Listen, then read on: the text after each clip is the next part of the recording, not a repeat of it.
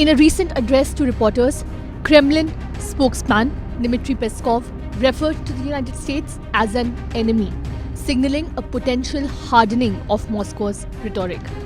While it remains uncertain if this language reflects an official change in policy, Peskov emphasized that only President Vladimir Putin can make such determinations.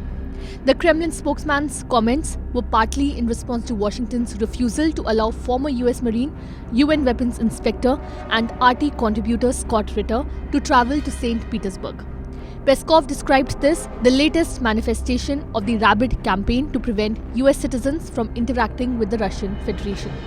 He suggested that such a refusal would only be understandable if it were related to Ritter's former intelligence status. "We are now an enemy country for them, much like they are for us," Peskov stated, noting that travel restrictions on former intelligence officers to hostile countries are common worldwide.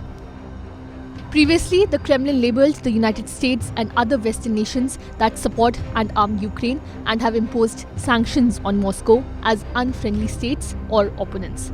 This shift in language follows Washington's decision to permit Kyiv to use American-supplied weapons against targets inside Russia beyond what the US defines as Ukrainian territory. In March, Peskov remarked that while Moscow objected to US officials insulting President Putin, there was no anti-American sentiment in Russia. He expressed hope that sooner or later the realization that the peoples of America and Russia are not enemies will eventually come. President Putin in January identified the elites of Western countries as the true enemy of Russia, portraying Ukraine as a mere tool in their hands. He argued that the conflict between Moscow and Kyiv was orchestrated by Western elites seeking to inflict a strategic defeat on Russia. Last month, Putin reiterated that the entire Western community is working for our enemy, dreaming about Russia ceasing to exist in its current form, yet stopped short of branding any particular Western state as enemy.